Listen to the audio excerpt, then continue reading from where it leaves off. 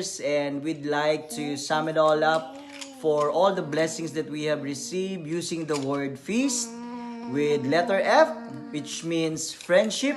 We've been so blessed with so much of friendship that we have the people at the feast, not just friends, but friends and people who became our family. And letter E with encouragement.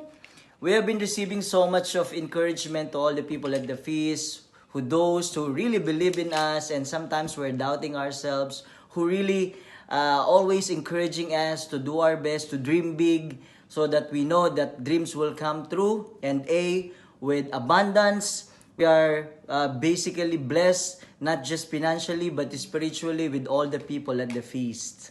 And letter S, spiritual family. Definitely, the community, the friends that we have became our spiritual family there in Singapore.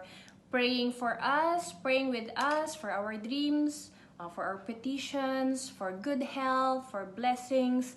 And letter T is time. So the blessing of time we spent with everybody, serving alongside those selfless and hardworking people.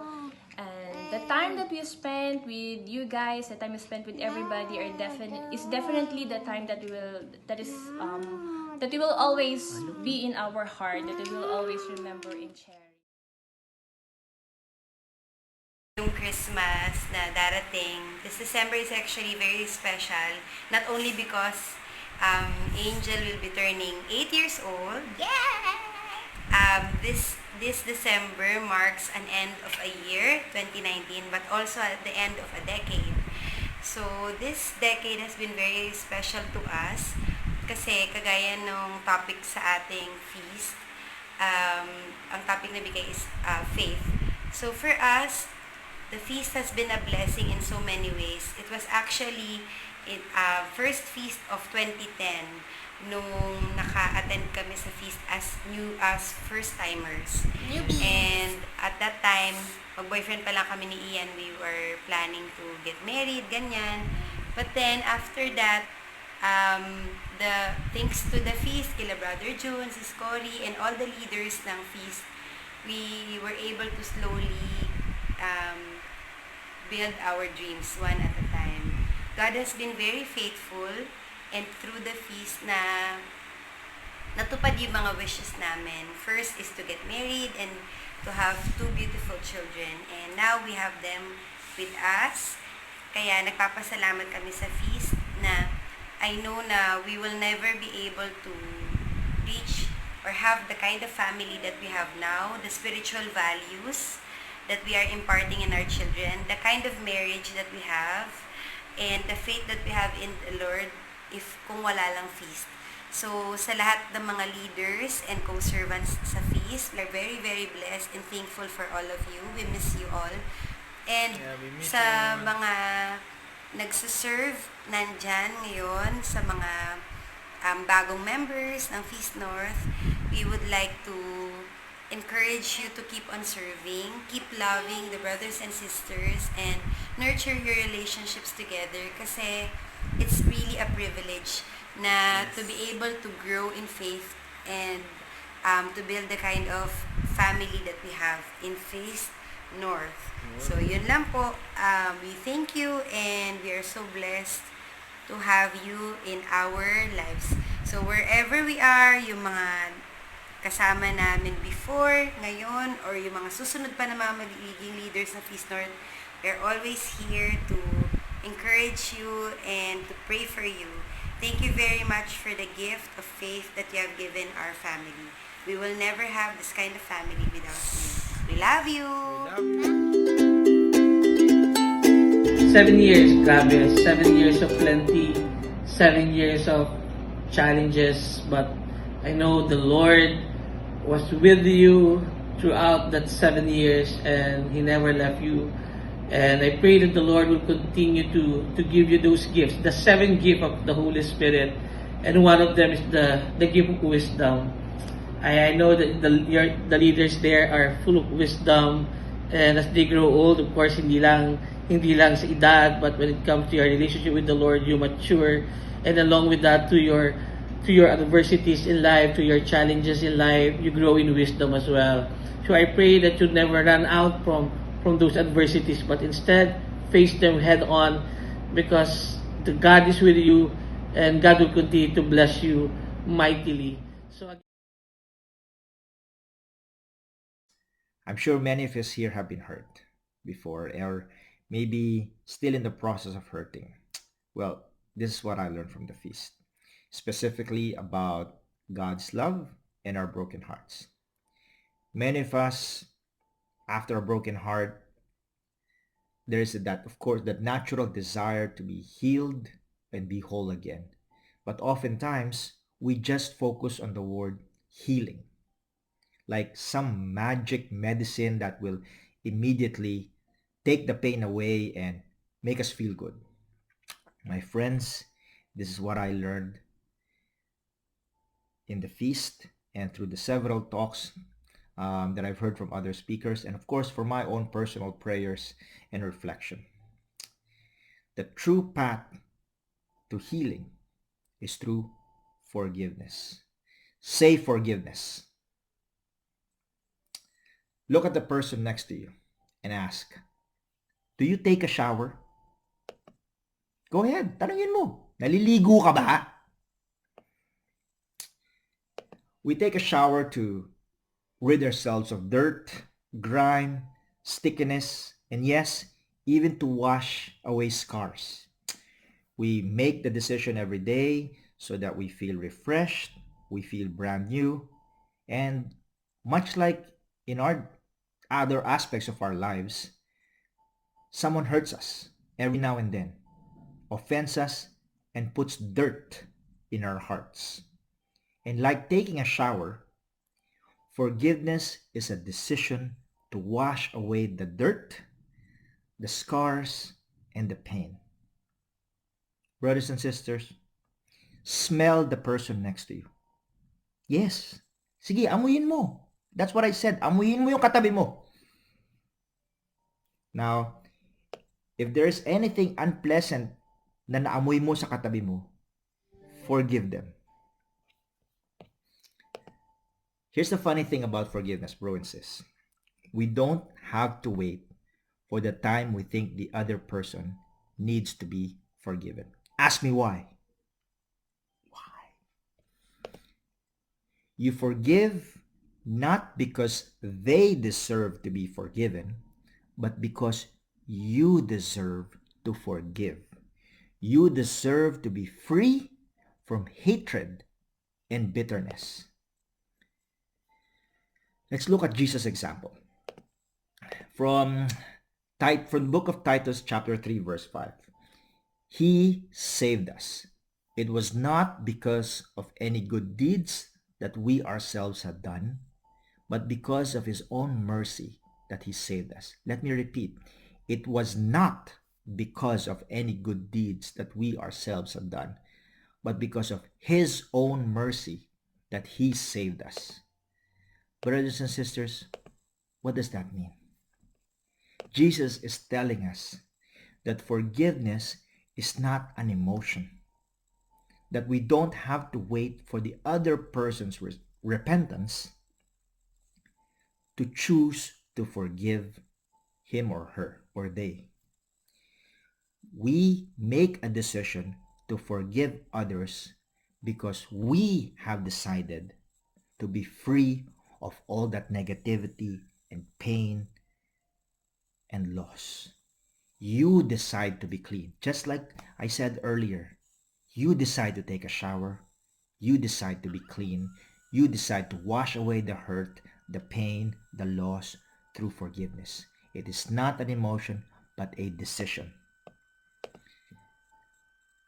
And maybe some of you, bros and sis, are still single in the room. Look at the person that's married close to you. Look at that couple. They were all broken-hearted at one point or the other. But they moved on. Their lives moved on to better relationships. And do you know what their heart song was? Ask me what?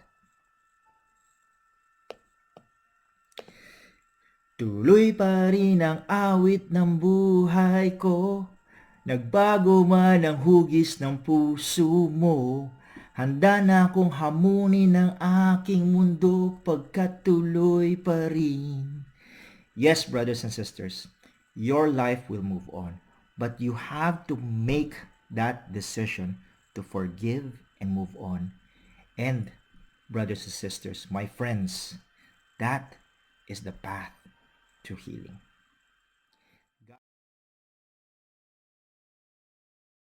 And abundance is such a beautiful word.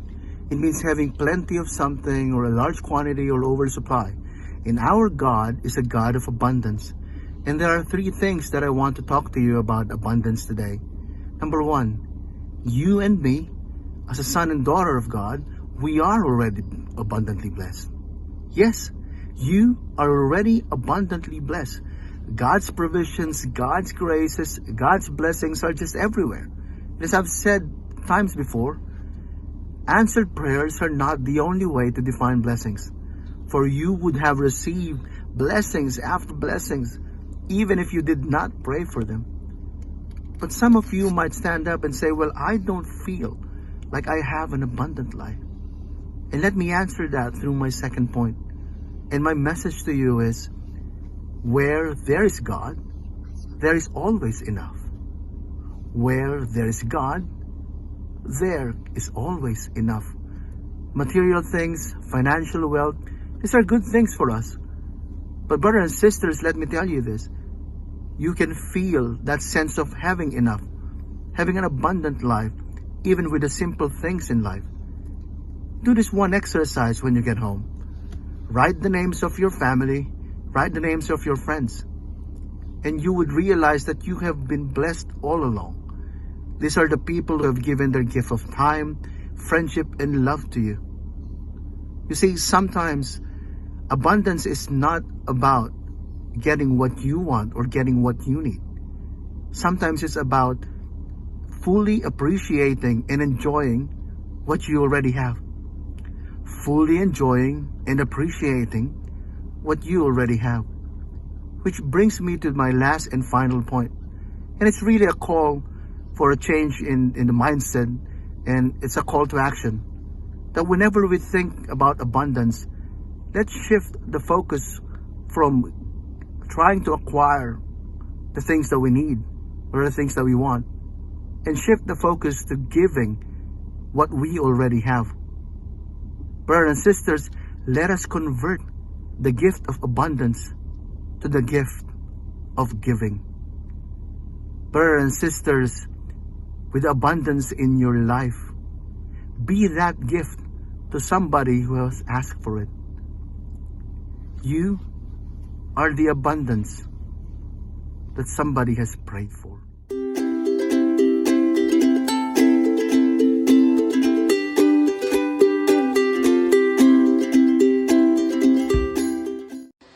Merry Christmas Feast, Singapore North! So happy to be able to greet you in this way. Can I share something from the heart to you about relationships, about family and friendship, as what I believe it's really what we're all about. You know, the feast can be very, how should I call it, attractional. And we want it to be that way. We want to attract the unchurched by the event itself. But the foundation of that are the relationships, the love that we have for one another. We had just finished the most amazing Kerygma conference here in Manila, 4 days. And, you know, the hugeness of it is crazy. It's massive. I mean, thousands and thousands and thousands of people gathered for 4 days. Glorious. At the end, at Sunday, you know, you've got this 2 events. I mean, it's morning and afternoon, different sets of people. And we had a guest. He was a Catholic speaker from Canada. And somewhere around Saturday evening, we had a gathering with all the feast builders, all those who could come. So we gathered them for dinner. And he was there observing. Now, this guy has been traveling nonstop for the past 20 years. His name is Ken Yasinski. And so he goes around the world speaking, preaching. And he meets so many groups. Do you know what impressed him the most in the Kerygma conference? He was impressed by, again, the vastness of it and how many thousands of people were there. He was impressed by the lights and the stage and the program and how there were 80 speakers and how organized it all was. But what impressed him the most was Saturday night, was when the builders gathered together and we were laughing together over dinner, and it was just laughter nonstop. And he sensed a love for one another that was so unique.